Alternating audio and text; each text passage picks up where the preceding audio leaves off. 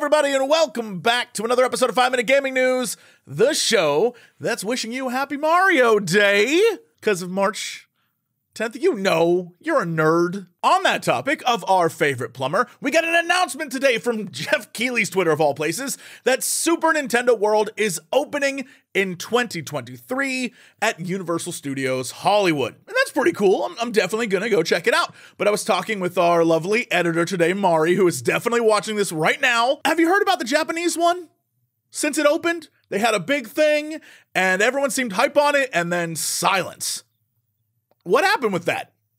Did it turn out to be lame? While on the subject of being lame and Mari, yesterday, a lot of you were like, Jesse, you left out some games from your State of Play episode, and you're right.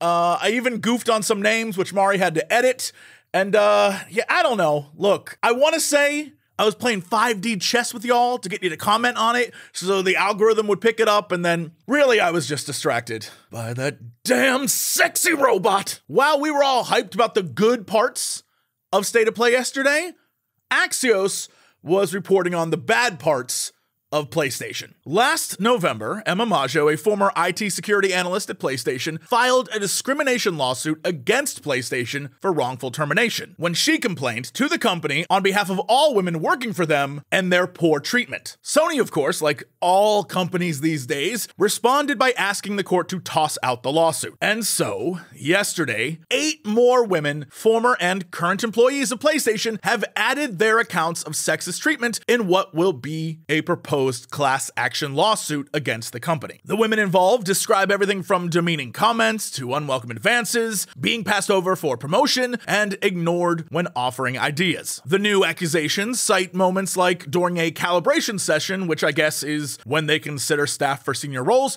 Well, during one of those sessions, only 4 women were considered compared to nearly 70 men. Many of the comments as to why had to do with female employees and their family lives, when that wasn't a thing that came up while discussing male employees. And it appears this has been something the women of the company have tried to address in the past and been ignored. So just as State of Play was hitting everyone's streams and we were all getting excited about new games, this drops.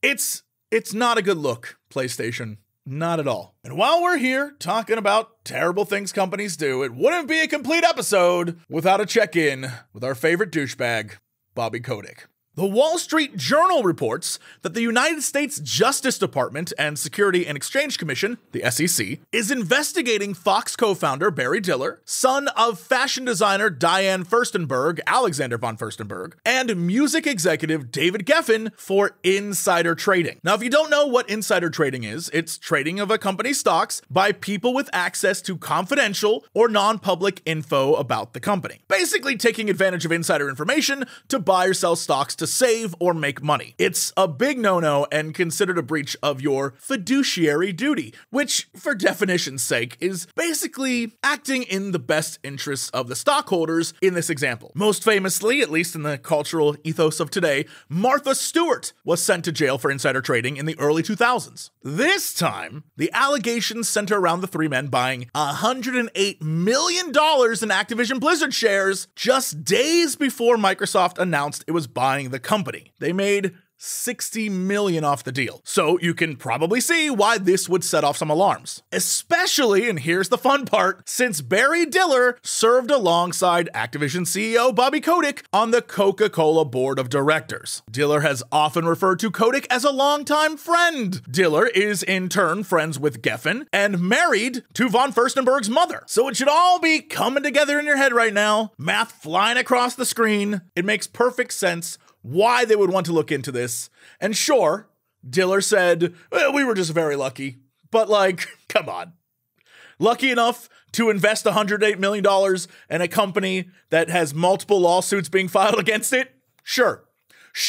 Anyway, that is it for today's episode. Thank you so much for all the support and the comments and the likes and the shares. Wink. And all the awesome things you're doing to help support this show. It means the world to me. And hey, everyone over on patreon.com/JesseCox, you mean the world to me too. Especially Orion, TK, and It's Whims.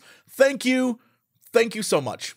All right, that's it for 5 Minute Gaming News. I'll see y'all tomorrow with another episode. Bye, everybody.